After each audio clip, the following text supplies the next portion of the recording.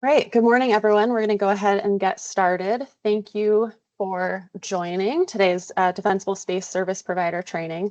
My name is Maria Marsh. I'm the Wildfire Prevention Specialist with Truckee Fire's Wildfire Prevention Division. We're very excited to have a lot of new participants this year for the training. We're scheduled for an hour and a half today, and we took your guys' feedback following last year's training. We're going to focus more on the specific areas where we usually get a lot of questions and take your questions throughout the training today so that we're making sure to engage with you guys and meet you where you're at with what your questions are, and also hopefully have plenty of time at the end to have discussion and further conversations for stuff we haven't touched on yet in the presentation. A quick intro, most of you are familiar with our team. We have 7 seasonal inspectors coming on this season, so we've got a great big team. They are the ones that you guys are most often going to be engaging with as they conduct the bulk of the defensible space inspections. Our inspectors are always happy to meet you on site and answer questions about a particular inspection, clarify property corners, that sort of thing. And our year-round team, which consists of me, Eric Hornvet, Brittany Shelton Dooley, who are both on the call with us today, and Dylan Sheedy, who's not able to join us today. We're always available to connect. If there's something that you want to, bring to our attention, have a further conversation on, you can reach all of us via the dspace@truckeefire.org email. Just going to touch briefly right now on the list itself, and we're going to go into more detail on this later on. The list is provided by Truckee Fire as a resource for our residents to help them get their work done. As you guys know, we're not guaranteeing your work. We're not confirming any affiliation, that sort of thing. The requests that we get from our residents range from a couple $100 sort of project for large cleanup to larger scale projects. And because of that, we provide one list that includes people with and without licenses. This year, we are going to be including space for those of you with contractor's license to include your CSLB license number. And we'll touch more again on the details. The list is updated once a year. So if you are watching this webinar after the fact, we won't be updating it again until we conduct our 2026 training. And the criteria is to be on the list is essentially that you provide defensible services within the district and that you've attended this annual training to be familiar with updates and what we're looking for on our inspections. As I said, we're going to try and take presentation or questions during the presentation this year.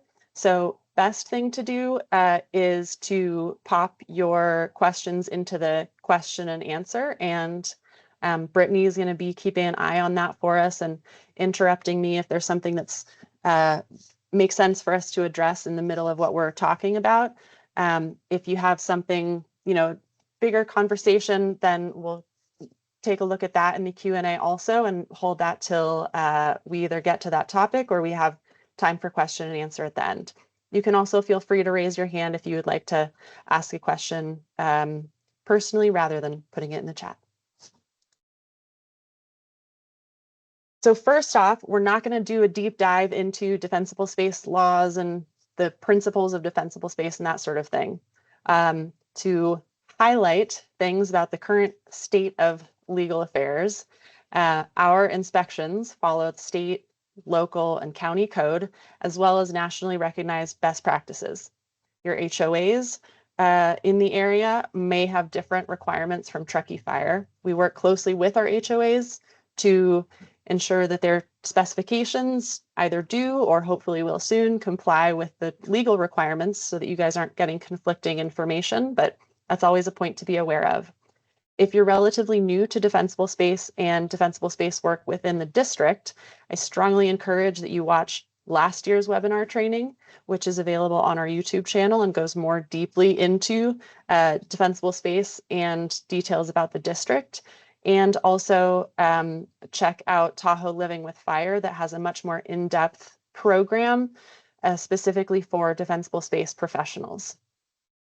What I'll highlight in that sort of legal and defensible space principle atmosphere is updates from the state level, you guys may have heard that there are new requirements and sort of existing unfulfilled requirements at the state level. The sort of short update on that is that CAL FIRE, the Board of Forestry, is working on the regulations for implementing Zone 0. What is sort of more immediate is that our defensible space ordinance is in the works. We have a draft posted to our website. You can download the draft, which I recommend that you guys do because we're not going to cover every point today.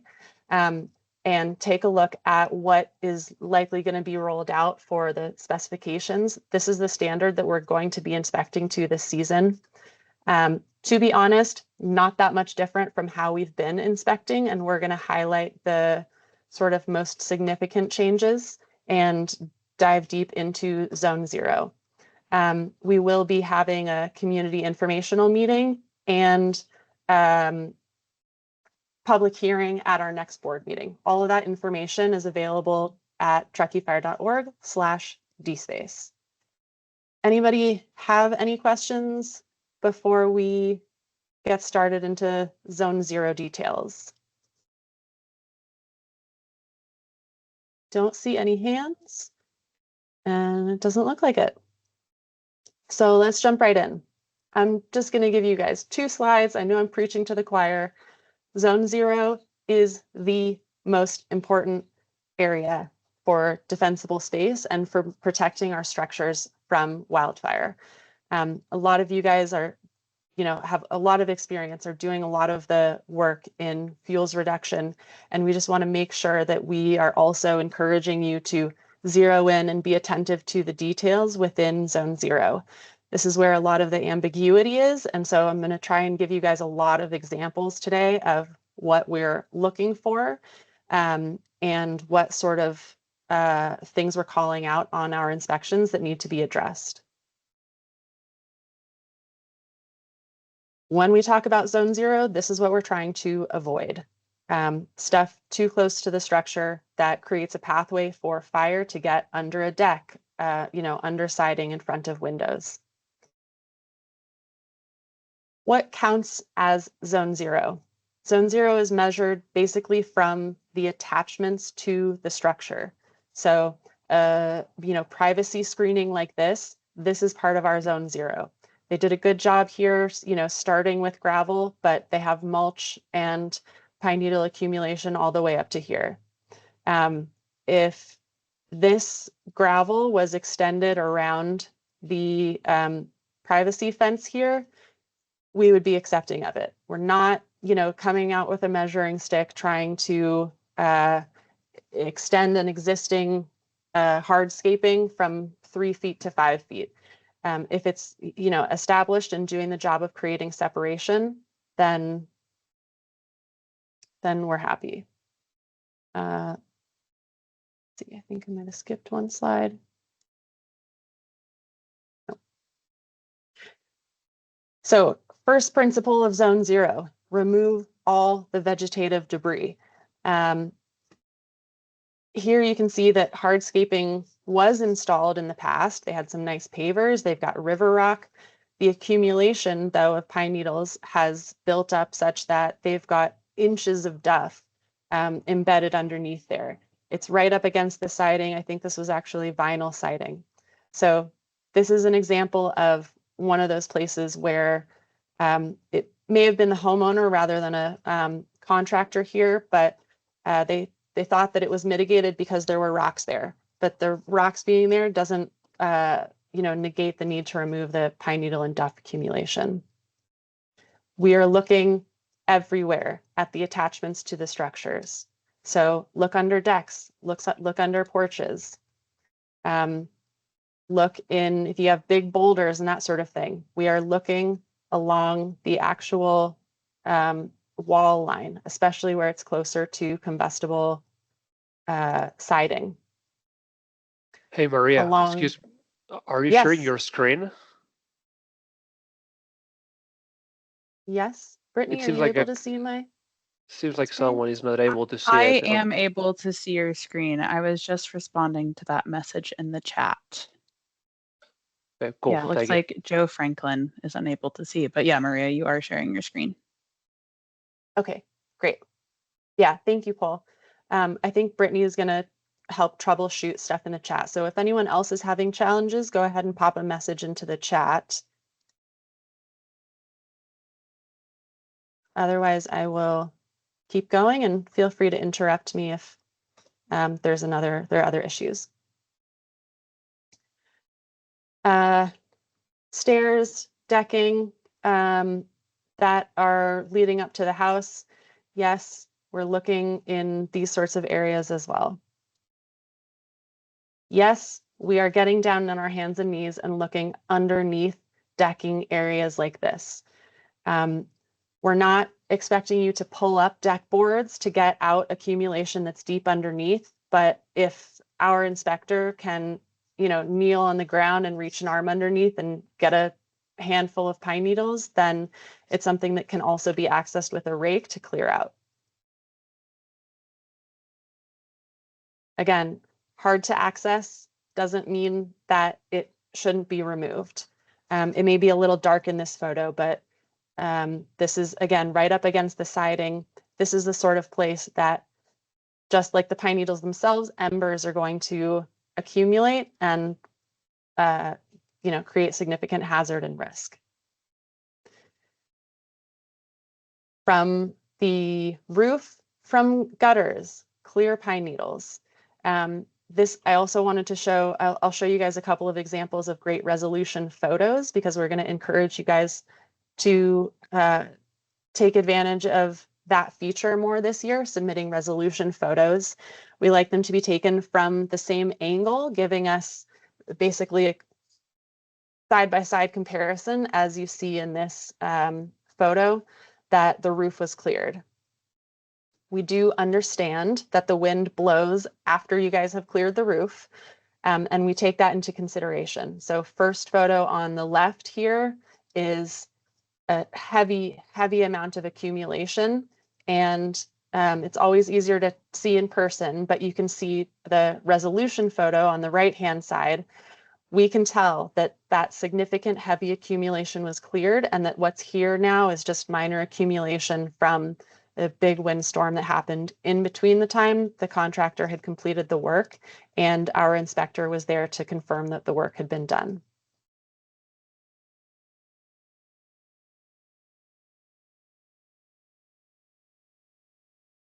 Combustible mulch in zone 0.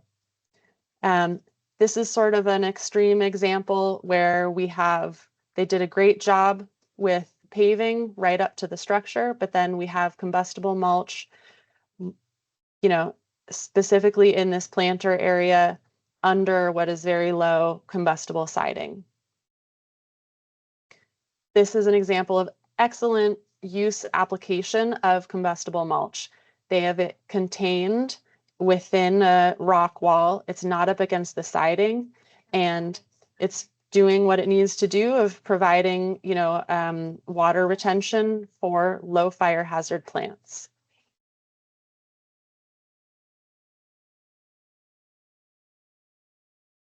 Tree limbs 10 feet from the structure. Again, a great example of a resolution photo. You can see the inspector identified specifically which limbs needed to be removed. Sometimes what you guys are going to see are an arrow or an indicator that says 10 feet. And, our inspector isn't getting up on the roof. You guys are the ones that are at the top of the ladder and doing that estimation. So yes, there's always room for, conversation and for your interpretation and, making sure that you're doing what is healthy for the tree. The resolution photo is great for us when it's from the same angle and we can clearly see from the perspective that those specific branches have been removed.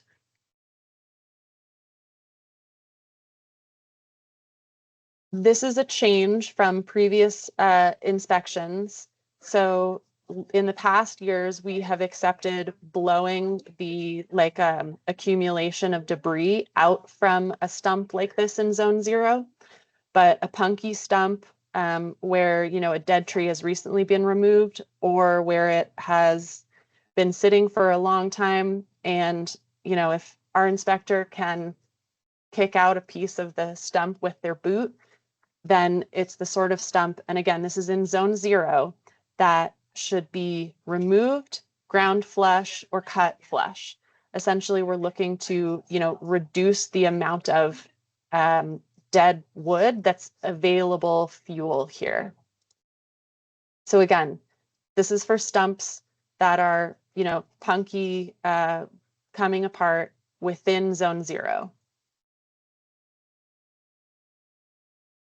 Again, logs and stumps in zone 0.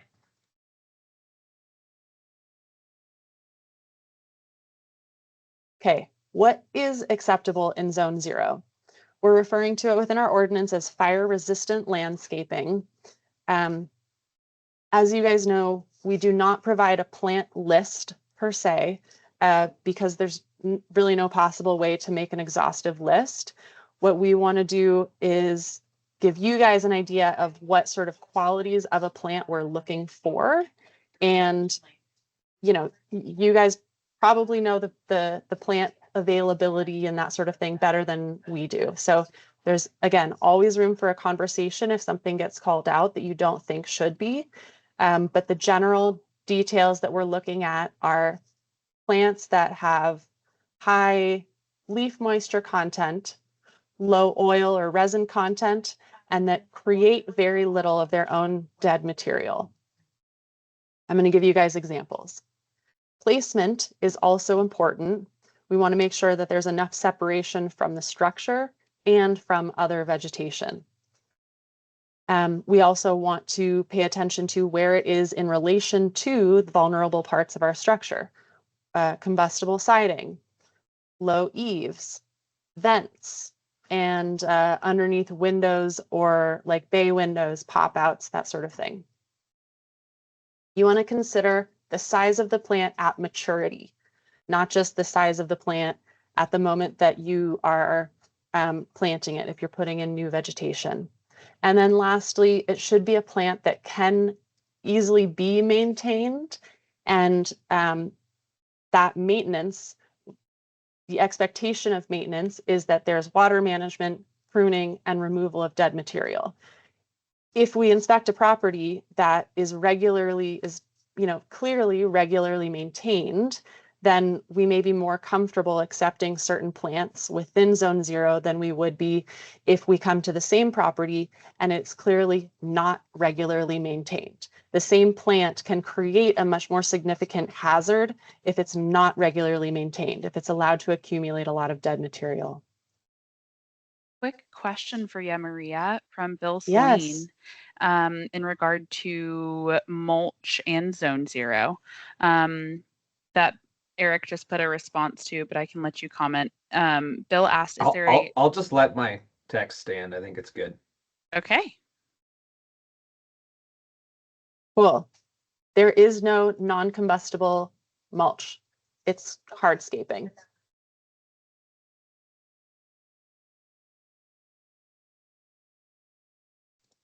All right, on to specifications of what types of plants are plant selection for zone 0. I'm going to start with what's not allowed. These are this is not an exhaustive list. Apparently I can't spell because I dropped a lot of letters on this, but you guys know what I mean. Manzanita, tobacco brush, dwarf pine, bitter brush, and sage are the most common plants that we see in zone 0 that are not appropriate for zone 0. So this isn't an exhaustive list of what's not allowed there, but these are primarily native high fire hazard plants. And then for some reason, we love dwarf pine here. So these are our most common sort of shrubs that need to be either removed from zone 0 or they're just outside of zone 0 and really overgrown. So they're invading that zone 0 space. This is another sort of adjustment where we're increasing that zone 0, stringency from last year. In the past, we would have accepted pruning grasses like these away from the structure. But these plants really do gather and maintain a lot of their own dead material in a way that is not really possible to maintain. And when left unmaintained, they get very, heavy dead material. The grasses themselves are a very fine, flashy fuel, which just makes them the wrong plant for Zone 0 landscaping. Again, plant selection. Pine trees are fir trees. Our conifers are high, they're high fire hazard, and the size is ultimately what makes the difference for us. If the canopy of the tree is such that the entire tree would be stripped bare if you tried to separate the canopy from the structure, then the tree itself should be removed. If the tree is large enough such that the canopy is high enough above the structure that you can reasonably, trim the lower branches and maintain a healthy tree, then it can stay and be limbed properly. This is another thing where sometimes we might mark it as one approach, and your professional, assessment of it is going to be something different. We want to work with you guys. If there's something that you think can be, the intention can be achieved in a different way than is identified on the report, communicate with us, communicate with the inspector. This is a combo of plant selection and placement. This is new construction, and this is just the wrong plant for this close to under what were pretty low eaves. The perspective doesn't necessarily show exactly what this looks like, but this is a new sapling. It's in combustible mulch within Zone 0. It doesn't really have room to be pruned up. If this tree were further from the structure and not surrounded by combustible mulch, then it would have room to grow. This tree obviously is intended to grow and maybe create screening, but it needs to be taken into consideration what the size of the tree will be once it reaches maturity. Again, plant selection. We're allowing plants within Zone 0 that have very little dead material and accumulation. This type of plant, you can see from underneath the entire structure of the plant, these very fine twigs and branches that accumulate all of its dead leaves and material throughout the season. This plant is just really not possible to maintain in a way that supports that fire resistant characteristic. Placement. Consider how close plants are to in front of vents, under low eaves, under windows, near vulnerable siding. This plant is so perfectly in the wrong place, it's almost comical.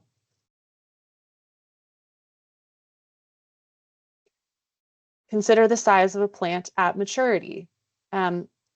We see a lot of these existing, the maples in particular that are in these sort of enclaves of Zone 0. And we are still allowing these. We would not encourage you to put plants like these into new construction or new landscaping, because chances are good that CAL FIRE's directive is going to be no vegetation whatsoever in Zone 0. If it's existing in the landscaping plan already, then we're going to encourage you to clear out dead material from underneath, prune it low so that it's not near the siding and not close under the combustible eaves that are above it. Again, placement. You can see we have similar grasses in a couple of different locations here. The ones that are near the combustible siding, near windows, near access points, those need to be removed. The ones that are a little further out and the only things that they're next to are brick patios and concrete patios. Those are fine. This is a gold standard. If anybody wants to claim credit for this, go ahead and raise your hand. But here we have sort of ticked all of the correct boxes. These are the right types of plants that are low fire hazard. They do not collect a lot of dead material. They're easy to maintain in a condition that allows them to be cleared of dead material. They're pruned up, and there's no combustible siding or vents or windows, even, you know, within sight of this picture. So gold star to whoever, you know, installed and also maintains this landscape. A couple quickies if you guys are dealing with combustibles within zone 0. We're talking like no firewood, no wood. Move this stuff away from the structure. Again, stacks of firewood. We do have, so there's preference for this to be relocated completely away from the structure. However, we do have a sort of workaround if we get it fully tarped within a tarp that has the fire marshal seal of approval on it, which is the tag that you can see in the second picture. The other thing that I want to point out is that they weighted it down with cinder blocks, which is good. Oftentimes we see people do a great job of tarping their firewood, and then they use other pieces of firewood to weight down the tarp, which sort of defeats the purpose. The tarp itself is going to protect the firewood from embers getting into it and igniting it. If we then put more of the same stuff that we're, you know, trying to protect from embers surrounding that, then we've sort of negated all of the work that we've done. Brittany, you have any zone 0 questions to throw at me? Anything that's worth mentioning? No? Right.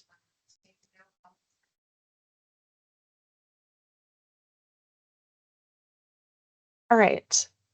Some more example photos for you guys. Shrub spacing is another one that we often get questions about, or sort of uncertainty about what we're looking for shrub spacing. So wanted to show you guys a couple positive or sort of partway positive resolutions here.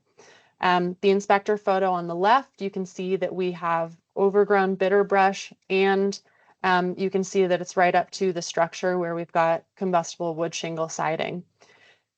In the second photo, you can see, oh, didn't know it was going to do that. Oh, okay. Well, you guys got the idea. In the second photo, you could see that they did a good job with the shrub spacing, but they left bitter brush in zone 0, which was probably identified under a different issue within the report. So they only got it partway. Here's another example where on the left, we had overgrown and poorly maintained bitter brush.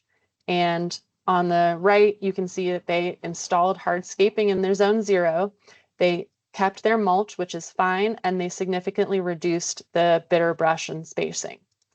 Is this 5 feet of gravel that they installed here? No, but it's serving the purpose of creating a strong separation between the structure and the landscaping around it. Again, a good example of shrub spacing. If you guys, you guys know this. The CAL FIRE directive is whatever the height of the shrub is, you want 2 times that surrounding it. So this is a solid example of acceptable shrub spacing. Ladder fuels is another item that we got a lot of questions about. When we're looking at ladder fuels, we're looking at what is growing underneath the canopy of a mature tree that has the ability to carry fire up into the limbs of the tree. So what we want to be doing is creating separation between the canopy of the tree and the surface fuels. That means removing what is growing underneath them, and even out a little bit. If you had a massive manzanita that wasn't immediately under the drip line of the tree, but it was as tall as the lowest branches and was basically touching, that needs to have separation also. Remember the principle of separation and sort of use that rather than looking for an exact, line that you should be following.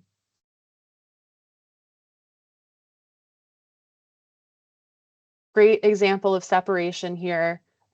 This is probably 30 plus feet from the house, but they had very heavy growth of basically all of those high fire hazard native plants that I showed you guys before.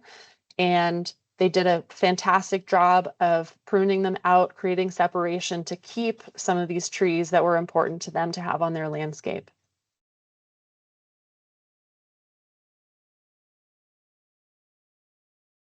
Those are the details that I'm going to cover about what we're looking for on our inspections. One other question that comes up right before I'm going to pass it over to Tahoe Donner to cover some of their specifications. Truckee Fire does not mark trees for removal. So you should not be looking for tags or that sort of thing where we're indicating what trees need to be removed. Tahoe Donner will cover this. They do mark trees. There is a small amount of overlap where Truckee Fire conducts short-term rental inspections within Tahoe Donner. And then it's the responsibility of the homeowner or the property manager to ensure that they have communicated with both us and Tahoe Donner to get the directive that they need or the approval that they need on tree removal. That applies for any HOA. You guys as the contractor or service provider it's in your best interest to be familiar with what the HOAs are requiring, because oftentimes the homeowner or the property manager is not going to be. With that, I'm going to pass it over to Paul Salmon and Bill Celine with Tahoe Donner to present on some of their specific details. And then we'll come back to talk about the Measure T programs available this year and some specifics about our inspection reports for you guys.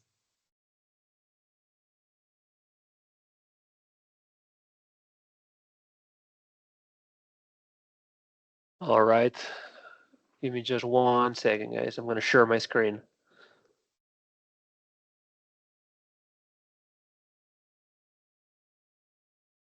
See. All right. Can everybody see the screen?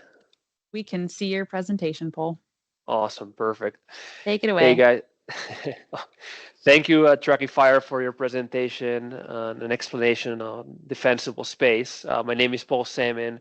I'm the defensible space supervisor here at Tahoe Donner, and I work with Bill Celine and Nathaniel Christensen. Nathaniel will be joining us back this season, and Bill and I will stay. First of all, I want to tell you that I have an accent. That's because I'm from Spain, and if you don't understand me, please send us any questions to defensiblespace@tahoedonner.com. I'll try to be clear though.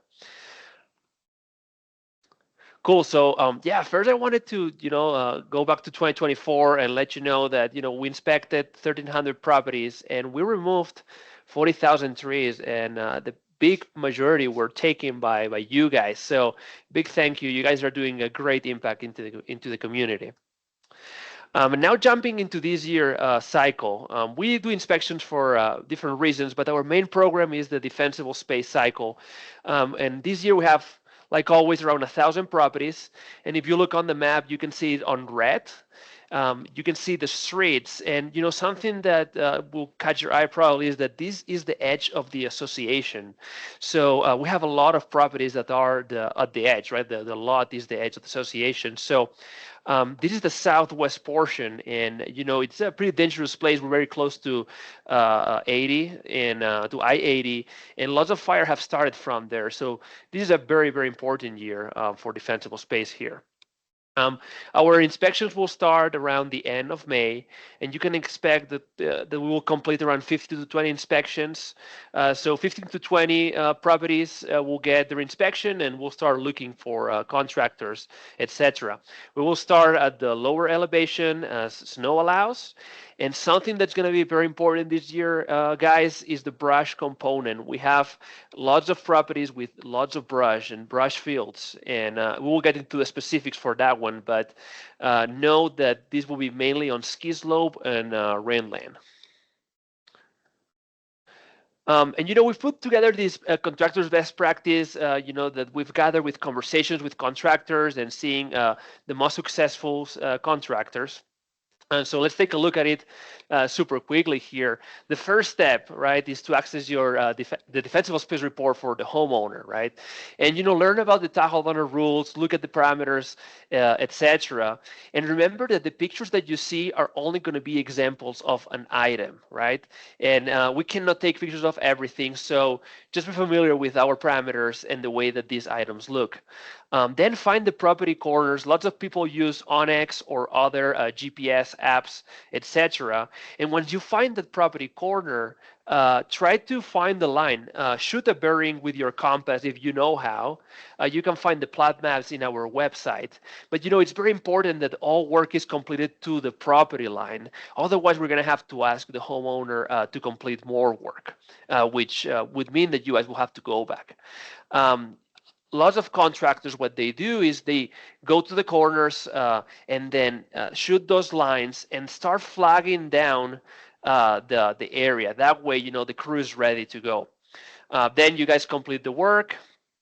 And then have someone, at the end when the work is done, checking with the report on their hands, right, or their phones, to make sure that everything is completed to parameters, kind of like what we do, so that when we go out there, we sign up the property, and the property owner gets the compliancy right away, and that's it. And you guys are ready for the next lot. I'm going to talk about a little bit of some of the most common defensible space issues and the ones that people have a little bit of confusion with, and see the details on them. So this one is more for homeowners, but it's important to note for contractors that no rounds are allowed to be left in the property. And if homeowners want to keep wood, it has to be neatly stacked 30 feet away from structure, and it needs to be completely split. Now talking about Zone 0, and the biggest difference between the rest of the district and Tahoe Donner is that our Zone 0 is not 5 feet from structure. It's actually 10 feet from structure. And again, what Zone 0 means is no combustible materials within that zone. And that goes for debris, pine cones, pine needles, etc., that we want to see that's down to bare dirt or rock. But also for plants and even plants that are landscaped. So as you can see in the pictures below, we see that landscape plants that look green are growing right against the structure, and we are not going to pass a property that has this issue. Now we understand that some homeowners are going to complain about this, and they might come to you. You can let them know that they will not pass, and if they want to talk to us, of course we will, and we will explain that to them. Combustible materials under deck. This is something that some of you might not deal with, as property owners usually do that themselves, but just in case, same thing, same reasoning. Zone 0, no combustible materials, unless it is steel, it can burn, so no vegetation, debris, or objects. Then we have the scattered twigs and branches, pine cones, etc., throughout the lot. And this is past that 10 feet, past that Zone 0, right? And we're not asking that each and every single pine cone is picked up, but in areas where you see excess and pockets that look like the examples on the pictures, just make sure that those are removed. Regarding pine needles, obviously we're not asking that past the 10 feet it's brought down to bare dirt, but if there is more than 2 inches in depth of pine needles, those pine needles need to be removed. Then we have trees tagged for removal. So when you see a tree tagged, like the ones on the left picture, that means that the tree needs to be removed. Mainly, usually is for canopy spacing, also for ladder fuels, as Maria explained, right? And you have a good example here on the picture on the right with lots of small white fir, right? And we actually do not tag the the small trees that look like that, just because there is so many. We will take a picture of them and X them out, but just know that if you see small trees growing under the canopy of larger trees, those need to be removed. Let's see. Good to remind everybody that pictures are only examples. Then we have the branches clearance. So here are Tahoe Donner rules for that. On trees that are 15 feet in height or more, at least 6 feet of clearance need to be between the lowest hanging branch and the ground.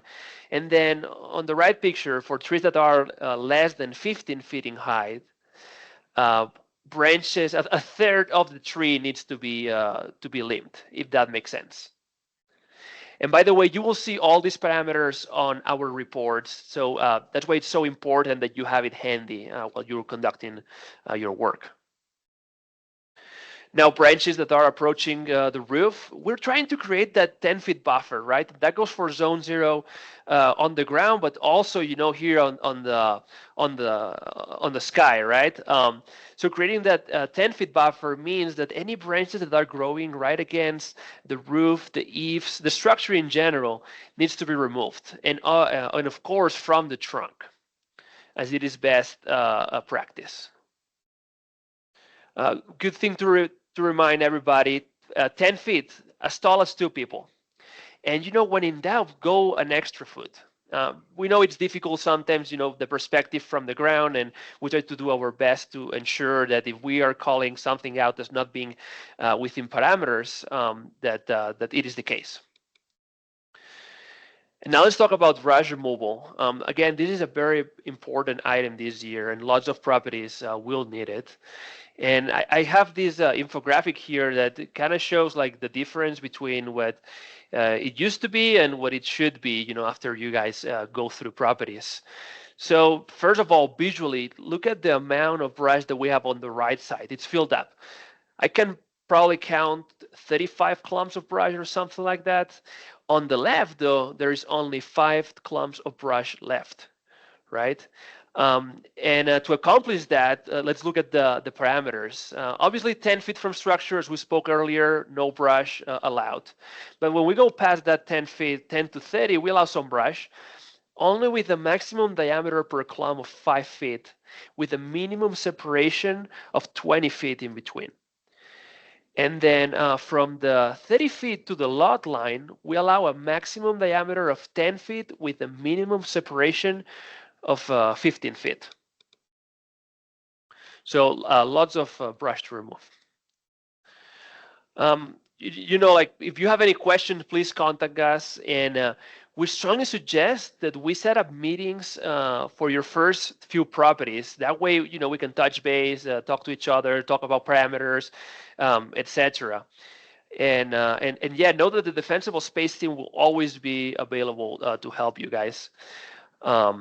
You have our contact right here, etc. And then once the work is completed, first of all, know that we will always be out re-inspecting 45 days after the initial inspections. It is the compliancy date for homeowners. But if you feel comfortable that everything is done and you want the property to be fund compliant sooner, we know that lots of you do not get paid until the compliance is there.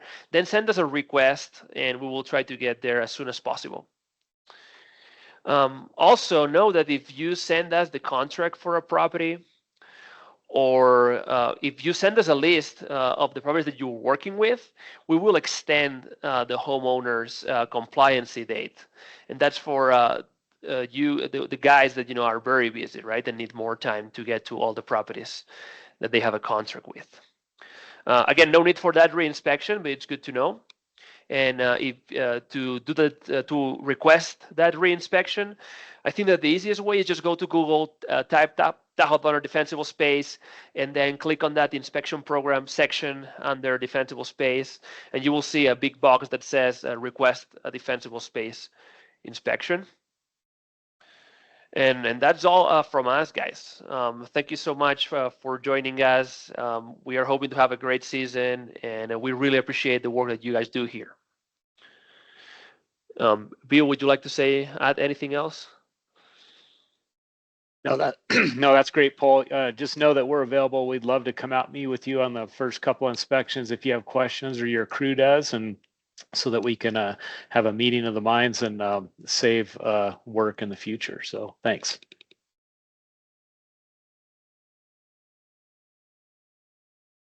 Thank you so much, Bill and Paul. That was super helpful. And I'll just say ditto to pretty much all of what they said. We're always happy to meet you guys in the field. And I think asking an inspector to come out and meet you for your first couple of inspections or your first couple of jobs to walk the property is great. The more familiar that we in Truckee Fire are with the work that you guys are doing, the more comfortable we are in accepting photo resolution within Truckee Fire. That's an important thing for you guys to take advantage of. Any questions about distinctions between conducting work in Tahoe Donner and in the rest of the Truckee Fire District?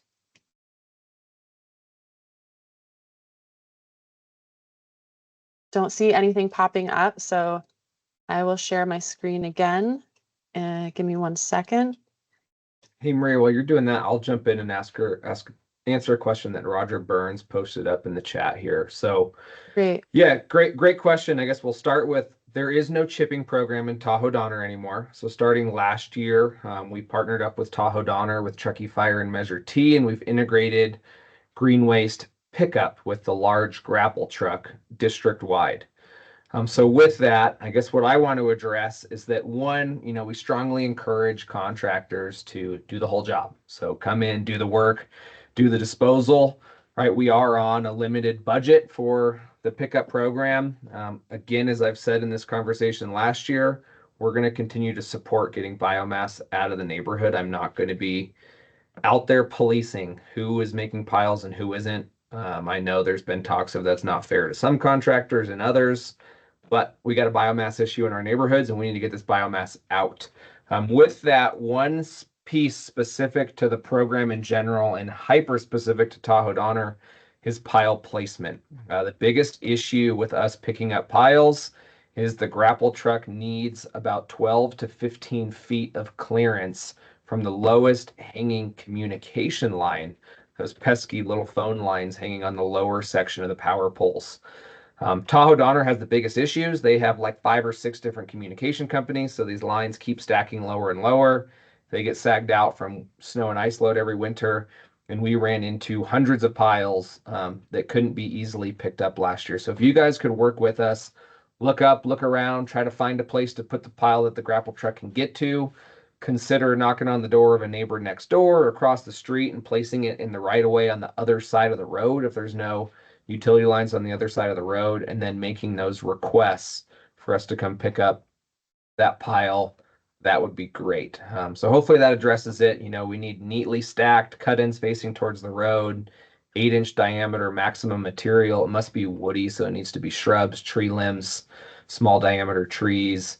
No pine needle, no dirt, no rocks, no lumber, no firewood, no rounds, none of that type of crap. Just keep it clean, keep it focused on our parameters, and then we can all sing Kumbaya together and get this material out of the neighborhoods. Great. Thank you so much, Eric. One more item from Zone Zero questions that I wanted to circle back to was the question of built-in planters. We see a lot of these in some of the developments in Martis Valley.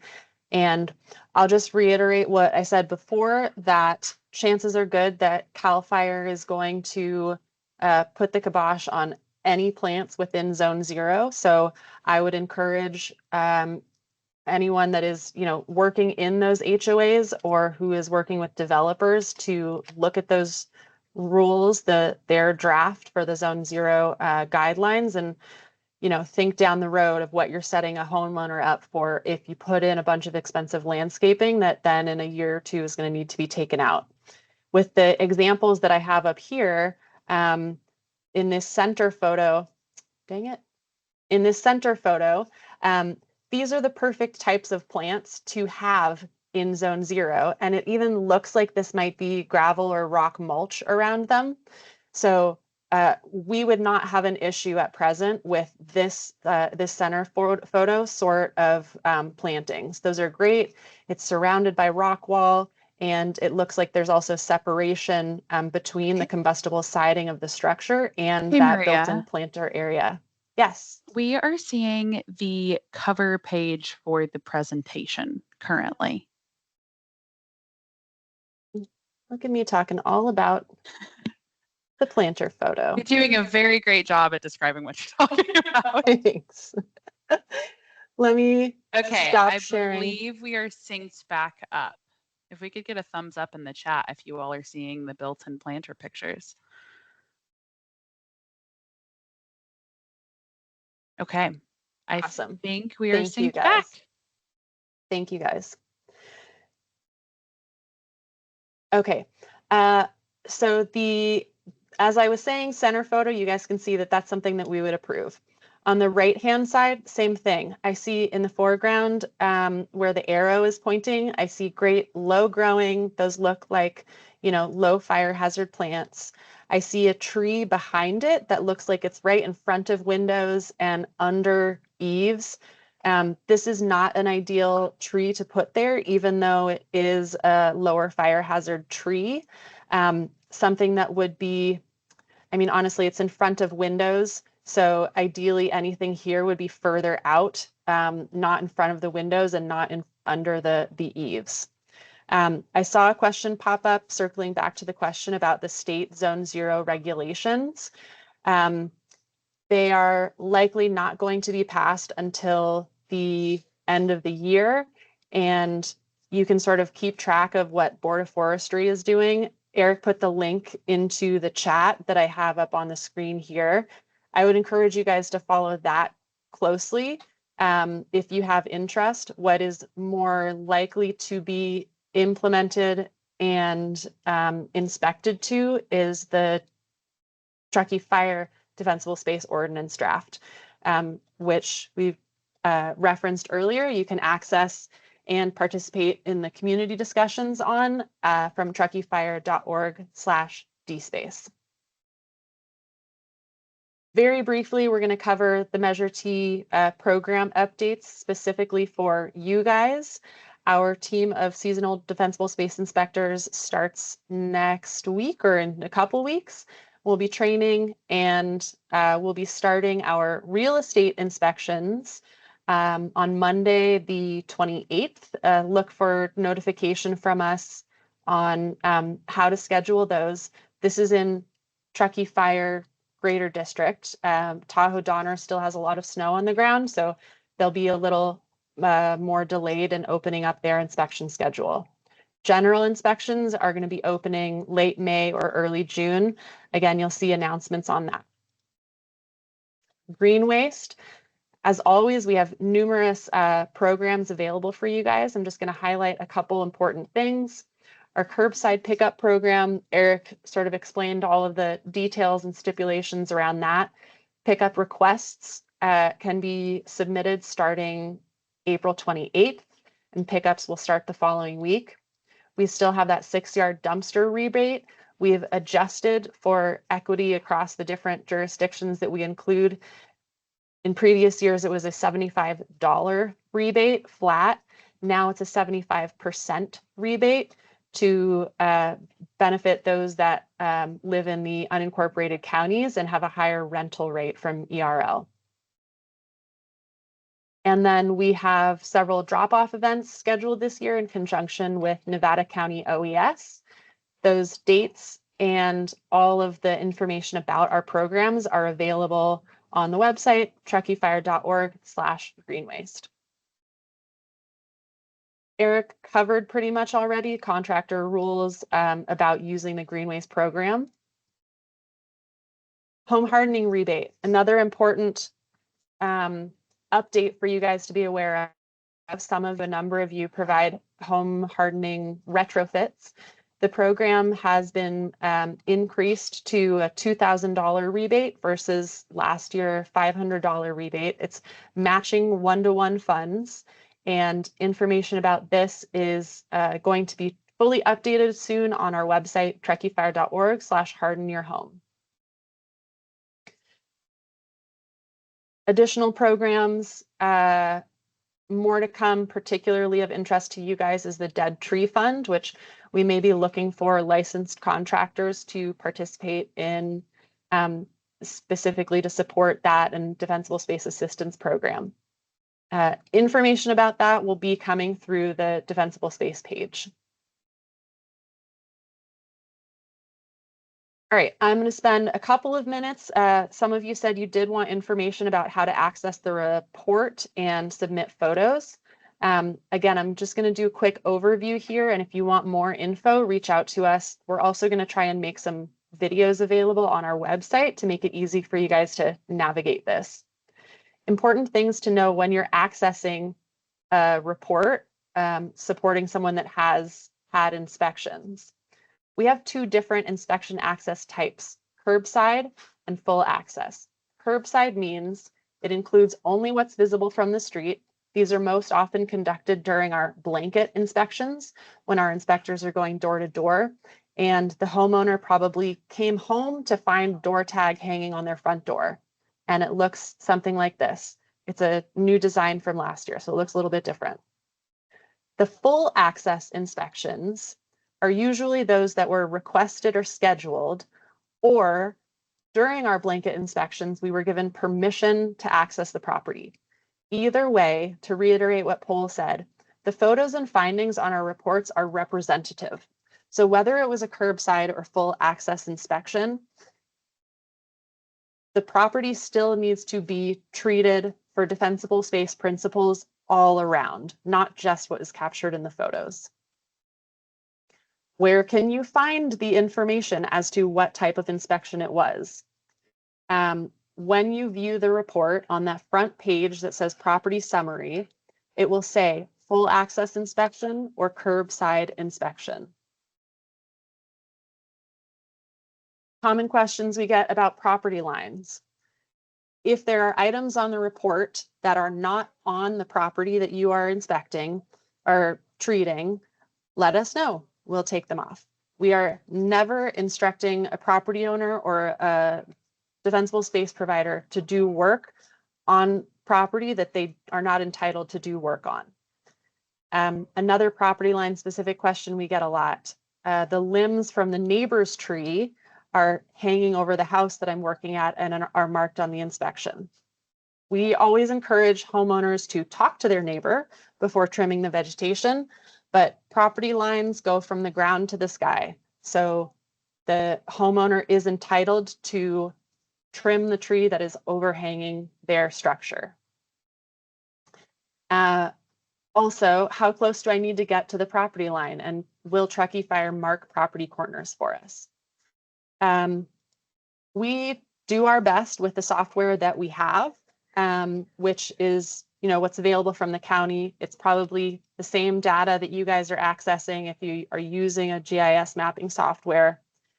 If there's a question about where the property lines are, best case again is to engage with our inspector, have them meet you on site, and you guys can compare intel on where the property corners might be. We are expecting work to be done to the property line, and this is particularly true in those more stringent inspections, construction, short-term rental, and real estate. It's the property owner's responsibility to confirm where their corners are. So we absolutely understand that you guys are not interested in accidentally cutting down a tree that a neighbor is going to be mad at you for. We're also not interested in that happening.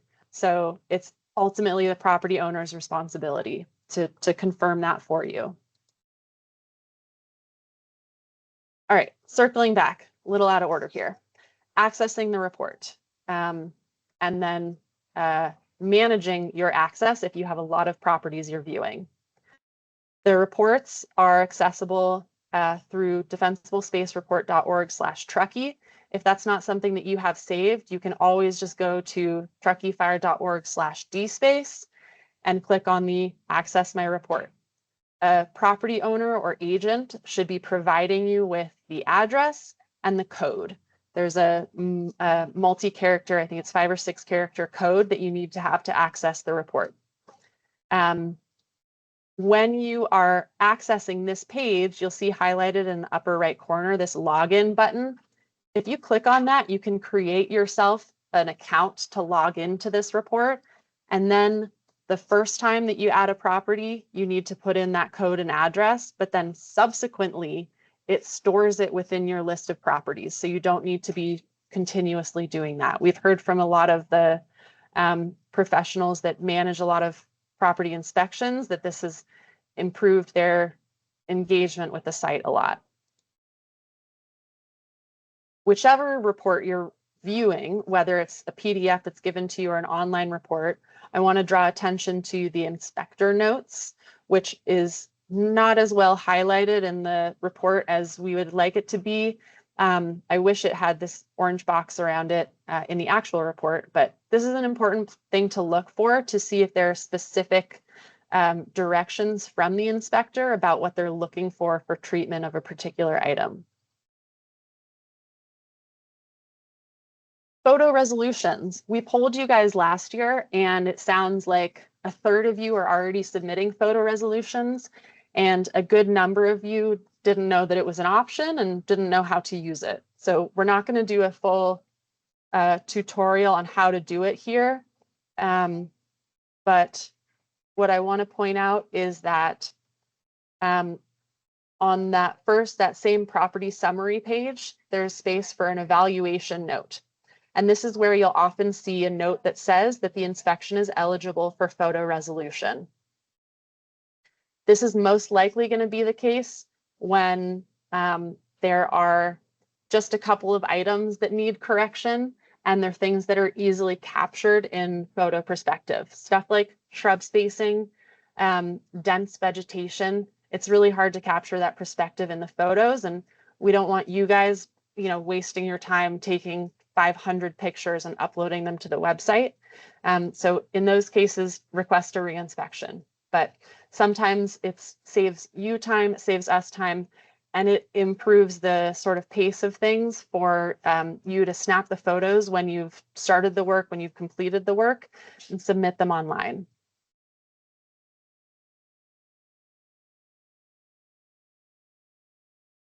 Another thing that I want to bring to your guys' attention that comes up quite often between a defensible space service provider and either a real estate agent or a homeowner is things that you are not usually within sort of your guys' purview of work, but is a defensible space requirement on the report.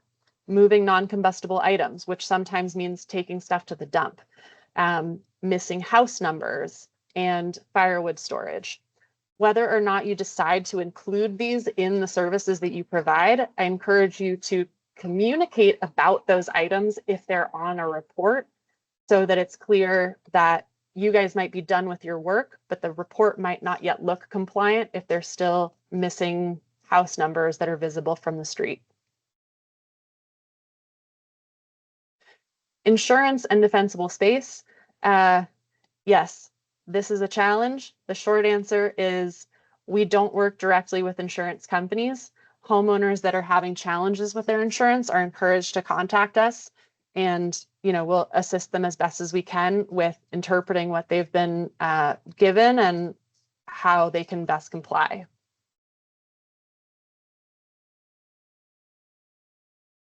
Who gets to be on the list? This is our last topic before we go on to questions.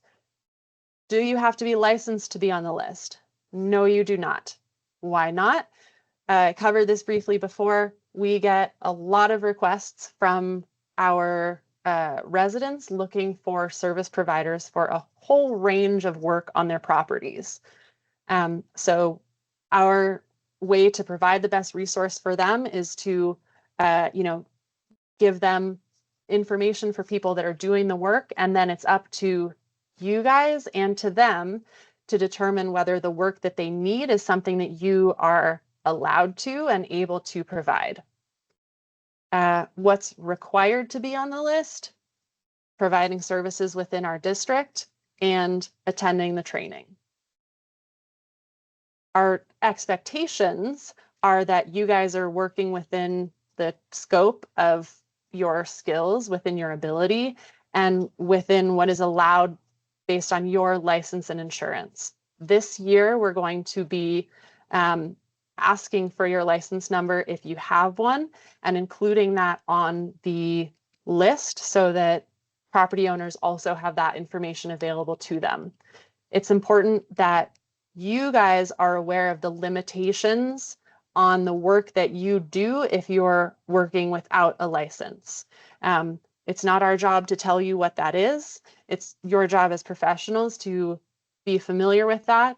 And we've listed a couple of resources here for you if you have questions or are unsure. We expect you guys to know where to find HOA specific requirements, know any tree permitting requirements, any other approvals that might be needed for the work that you're doing. Following these laws is your responsibility, and the disclaimer that we put onto the list will also let homeowners know that it is their responsibility. Next steps, we are going to, the form for you guys to submit your information for the contractor list is going to be available at this URL. It's not open yet, so don't bother rushing there, but it will be available following the webinar. You guys will have until close of business on Monday the 21st to submit all of your information. Contrary to previous years, we're not going to be confirming your submissions with you. We're not going to circulate a draft of what it looks like. So triple check what you're entering. We're going to make the recording of this webinar available on our YouTube channel and share that list. And then the actual list will be updated, posted, and circulated by around Monday the 28th. And thank you guys. Thank you for helping us, for helping our residents create a wildfire resilient Truckee. With that, I'm going to open it up for questions. If anybody wants to put a hand up, or if Brittany, you have anything in the Q&A that you'd like us to speak to. We just had a question from Jason that Eric and I answered. Feel free to, raise your hand in the chat, or type or raise your hand or ask any questions in the chat that you all may have. Yeah, I'll jump back into this one, Jason. I know this one's just unique, man. It's like 10 feet clearance. If the tree is crossing the property line, your property line goes to space. So, if you own the house and it's quote unquote your neighbor's tree on the other side of the fence, but you're doing pruning that you're looking up from the legal property line up towards space, that's free game for that work to be done. You run into issues where you as a tree service contractor can't trespass onto that other property to climb the tree to limit, but if you're using a pole saw or able to do it with another creative way from the property that you're working on, like, let's just get the work done. And then maybe just site specific, tap into us if you need some help with conversations between neighbors or helping clarify who's responsible or what path we can take forward to make sure we get this work done. We can support you on that.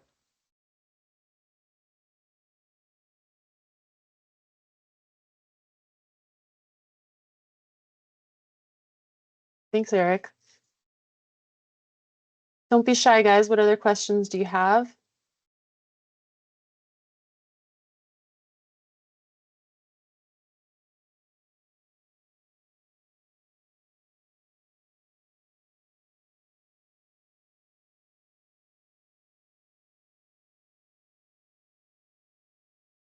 Do you all feel entirely informed and so ready for this season to start? I'm going to share 2 more slides if we have radio silence, which is something that I want to bring to everybody's attention. You guys are often the ones that are, seeing a property, working with the landscape.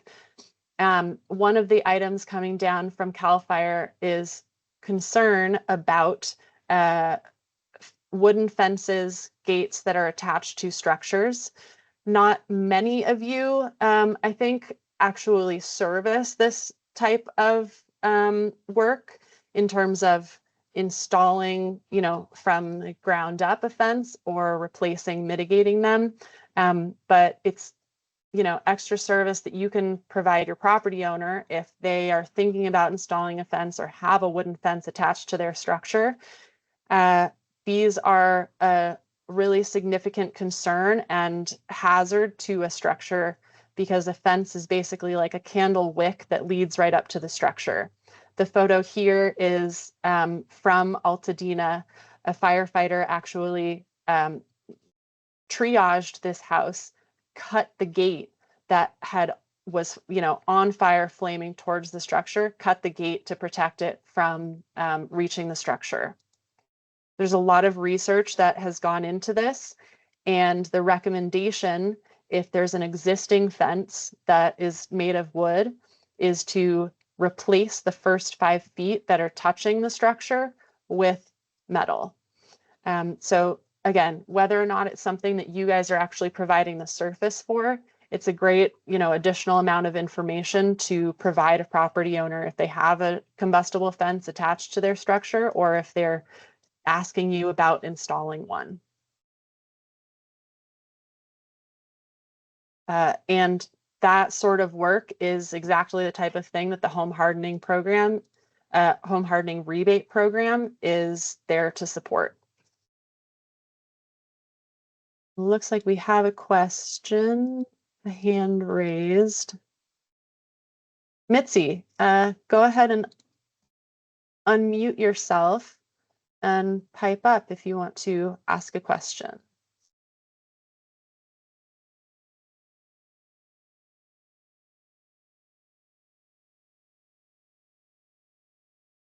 You should be unmuted, Mitzi, at least from our end.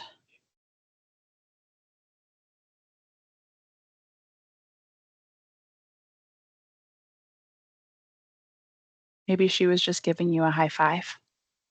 I'll take it. High five, Mitzi. Yeah, if anybody else has questions, want to pop them in the chat or raise your hand, we're here and are happy to stick around. Jason just asked, can you show the link again Yes. where to update our contractor information on the website? Yeah, we can leave this up for you guys, truckeefire.org/contractor-sign-up.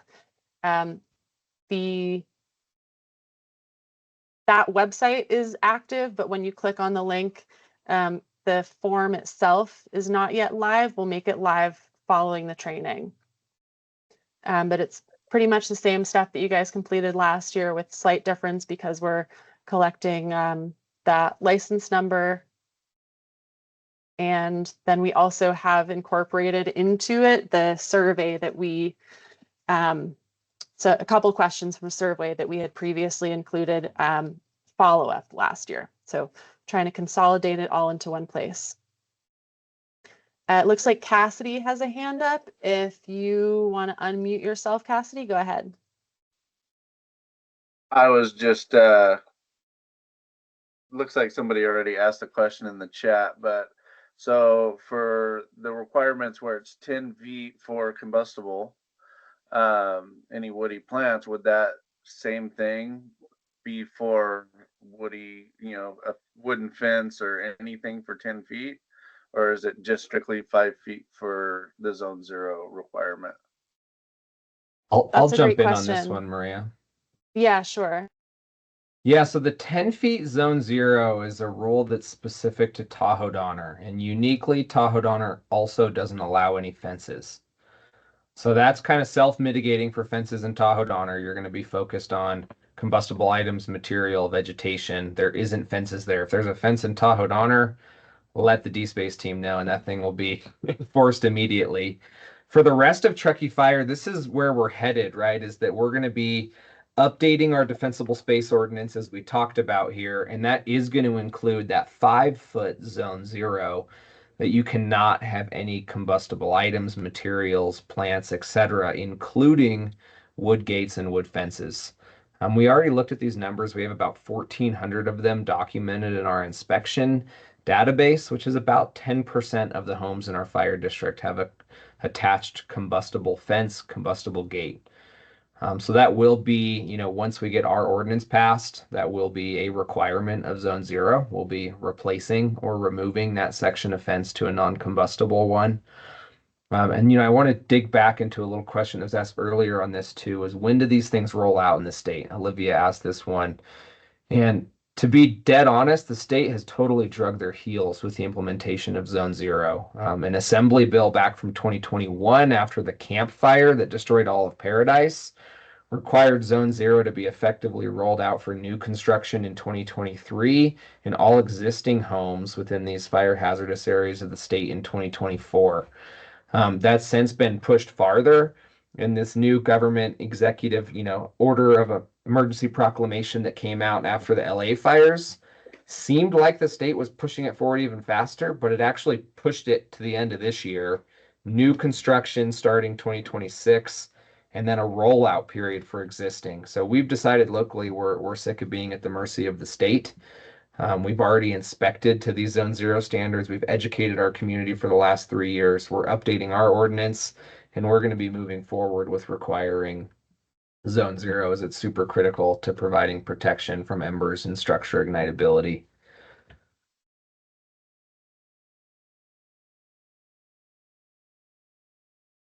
So I We think also that have- covered fences. We had the one question on home hardening. So our home hardening program, we can drop the link to that in this chat again so you have it. We upped the amount. So basically our home hardening program is set up to provide a small incentive to cover 50% of the work. That can either be materials that people DIY or, kind of the fully billed labor from a contractor. So it's $2,000 max shared. So if someone spends $4,000, they can receive that maximum $2,000 rebate, and it applies to anything that's eligible for home hardening. So we capture all this in our inspections. So anything from Zone 0 hardscaping, replacement of fences, vents, windows, siding, upgrading to stone or wainscoting, replacing roofs, any of that. So we recognize that $2,000 doesn't even put a dent in, a $100,000 roof or a $100,000 siding job, but it's a step in the right direction and can absolutely be used.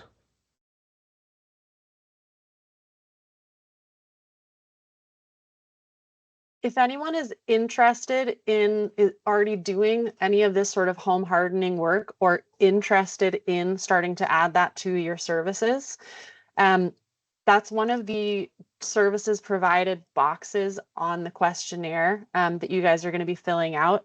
It's probably not a category that we'll include on the list when we actually print it, but we're collecting that information because we're doing more outreach and engagement with contractors and handymen on home hardening stuff this year. So if you check that box or want to put in a comment that you're interested in learning more about home hardening and some of the techniques and that sort of information, then we will include you in, communications that we send out throughout the season as we're trying to increase that outreach.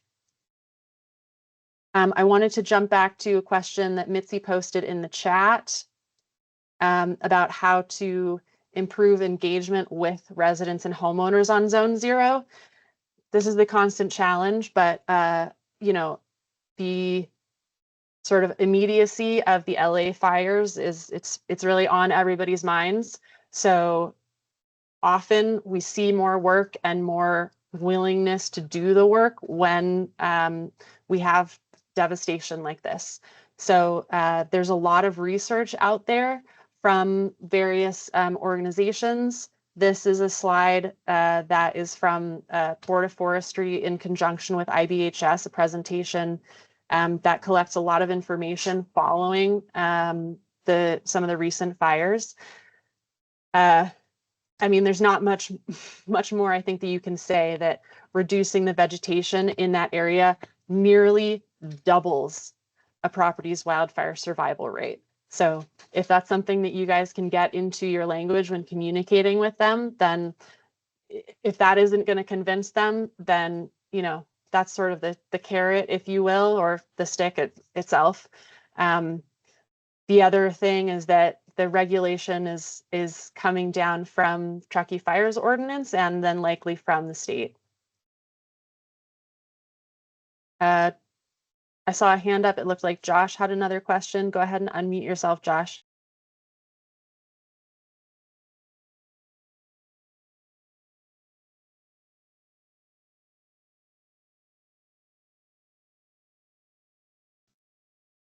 Yeah, hi, this isn't Yeah, Josh, go ahead, but Ryan. Ryan. Yeah, I had a question. This one pertains to Tahoe Donner and the Zone Zero. Truckee Fire, it looks like, is going to be allowing some water retentive species in Zone Zero. Is that the same for Tahoe Donner, or is Tahoe Donner looking for no vegetation whatsoever within Zone Zero? Hey, Ryan, Bill Celine, Tahoe Donner. Thanks for the question. You know, since 2007, there's been a pretty specific rule out of the, I think it's about 10 defensible space rules that the board enacted back then. And unfortunately, it calls for nothing but non-combustible hardscape, dirt, or rock in the 10 feet zone. And it specifically says no bush. So, of course, that's you know, for us means nothing should be in the 10-foot zone. Now, you know, there's occasional time where we'll get into a challenge with a homeowner, and we don't expect you to have to debate that rule with them or explain it. You know, we encourage you to reach out to us, and we'll run out and meet with that property owner and work through that particular issue, because we understand some of them can be challenging. You know, we're of course trying to preach mountain landscaping, you know, start vegetation 10 feet from the house wherever possible. But of course, some of those are happened many years ago before it was maybe strictly enforced. And now, of course, everybody's looking at those specific Tahoe Donner rules and Tahoe Donner much more closely. Okay, appreciate the clarification. I'll voice a question in the chat. We have a question from Bruce Welton. Is there an effort to educate landscape contractors and general contractors on Zone Zero, particularly with new builds? How about nursery or garden center employees to help pass the message to homeowners? Good question, Bruce. Yeah, thanks, Bruce. Our effort to capture landscape contractors is here. You guys are it. And if you have ideas for how we can further engage with those professionals, we're absolutely happy to hear it. We agree that those are important to educate. Our reach, you know, is limited. Eric, you have specific comments or thoughts on our education of those types of professionals?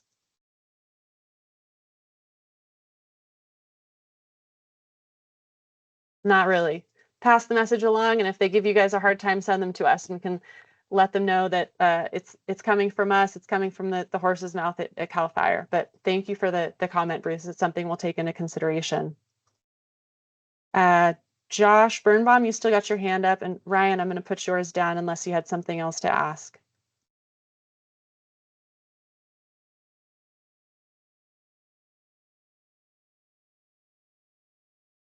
Josh, your mic is enabled from our end.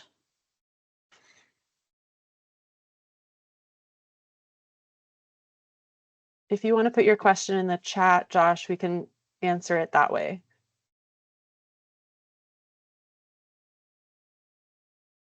There was a question about whether that replacing a wood fence, if that will be on our inspection report. That has been a home hardening recommendation on our inspection report, and it will continue to be. The recommendation on the report is to replace the first 5 feet.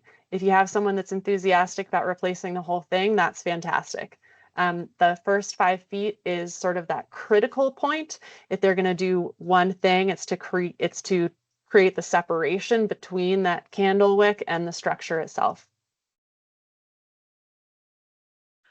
We have a question in the chat from Spencer Edmondson. How will we be enforcing these defensible space reports throughout the year in Truckee? He knows that HOAs have their own way of enforcing, but as far as the whole district goes, is this going to be the same where it was strongly encouraged but not enforced? How will we be enforcing?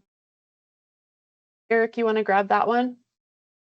Yeah, absolutely. We can cover that. So, I mean, we have a few clear mechanisms where defensible space is already being enforced on typically, a few thousand properties a year. And that's, any new construction permit requires defensible space compliance to final that permit or get C of O.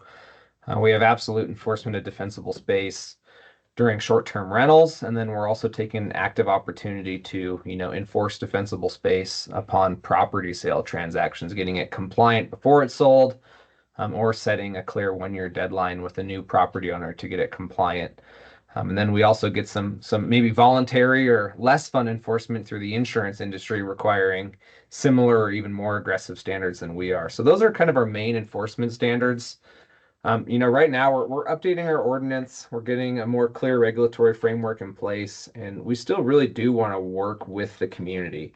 Right, the one clear problem that you can run into with enforcement across 15,000 homes from a fire district is that people only do the work when you tell them they have to do the work. Where we're trying to get people to understand what living in this fire-prone area is and taking active responsibility to maintain a fire-resilient condition. So we're going to be balancing that.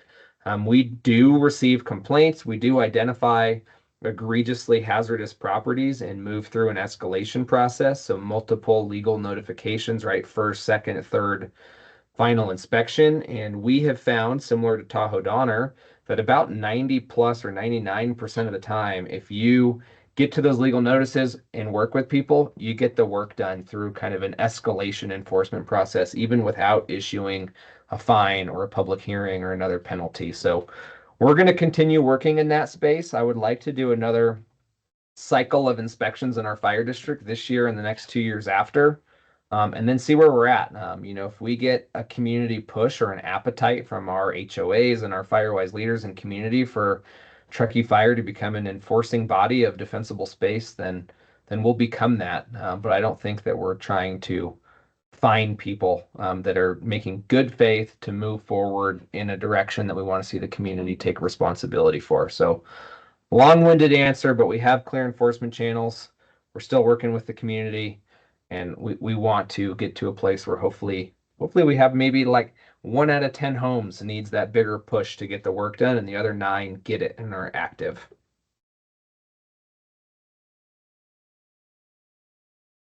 Thanks, Eric. Josh, if you are able now to unmute yourself, go ahead and try again. Eric, I'm going to toss you a couple more questions. One to follow up on the wooden fence question. Is it now or will it become mandatory for wooden fences to be replaced in that first 5 feet? Yes. I mean, so the long answer is yes. Truckee Fire's defensible space ordinance that we plan on having our first ordinance hearing on in May, and that effective date will be later this summer, will call out combustible fences and gates that are attached or within 5 feet of home as an item that needs to be removed or replaced with a non-combustible fence or gate. So that'll go into effect for our entire fire district, new and existing construction. Thank you. And another question, what is Truckee Fire's or the county's stance on snow sheds over gas or LP tanks? Yeah, thanks for that one, Caleb. I'm going to encourage you to look at Truckee Fire's propane safety information or Serene Lake's propane safety information. This really falls more on the fire marshal and the building department and the propane industry who regulates the permits associated with these, natural gas meters, the propane lines. So in general, there's some stricter standards up here to make sure that the schedule of piping and some coverings are used for snow shed and ice on propane tanks, and more importantly, where that line infrastructure comes into the home. And, the general accepted is it needs to be built out of non-combustible materials. So primarily metal is only that should be used, and it needs to be heavy duty, right? If you put up a flimsy little piece of sheet metal to protect the riser that comes up from the ground and then 90s into the house, that's just going to bend and create more issues. So, encourage non-combustible. We've actually partnered up with Serene Lakes and some other neighborhoods up on the summit where there is propane to actively flag these out and report them to the various building departments and propane companies, basically giving them an order to not provide propane service if they do not comply with, the proper installation. So I would say tap into our fire marshal if you want to get some more specifics on those. Thanks, Eric.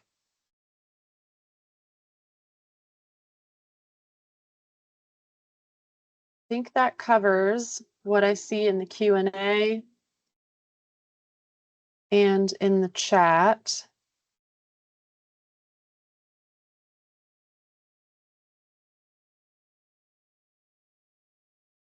Josh, he's still got his hand up. Sorry if we can't hear you, buddy. But go ahead and drop something in the chat if you are able. You can also always email us or give us a call after.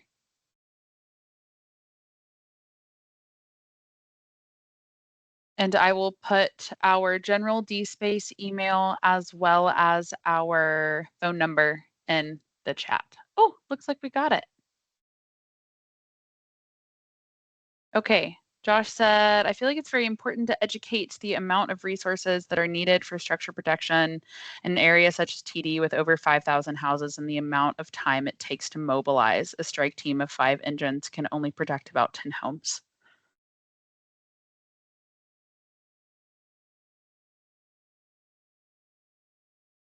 Yeah, great point. It's always a good talking point with residents. A lot of times we get questions from people of, well, have I done a good enough job for them to choose my house over my neighbor's house when the firefighters are coming through to triage? And I think hopefully one of the things that the general public is learning from the devastation in the LA area is that at a certain point, there is no number of firefighters, available in the area and in the world to protect every structure. The idea of defensible space and home hardening is initially to create space for someone to be able to come and, defend your structure. But really what we should be thinking about is, let's assume nobody's there. Let's assume you're out of town. Let's assume the firefighters are engaged in, creating a fire line and active suppression and in evacuation, efforts, and are not going to be there to do that triage to create separation around your structure. We should be trying to do our best to, within reason, enable a structure to stand alone. In some cases, even our best efforts in that preparation are not going to be enough, but we choose to live in this environment, and that's a risk that we choose to take. But the idea behind defensible space and home hardening, the work you guys do and the work we do, is to do the best that we can to create reasonable amount of protection for our structures. Bill Celine from Tahoe Donner also just dropped in the chat a link from Tahoe Donner's Wildfire Defensible Space webinar.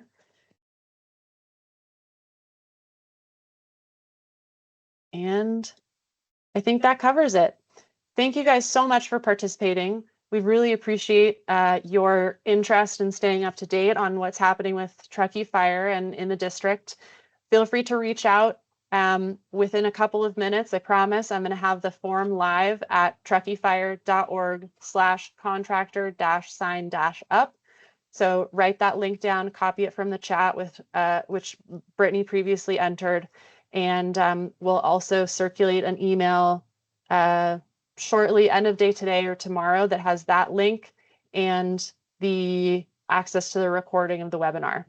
As always, you can reach us at dspace@truckeefire.org. Thank you guys so much.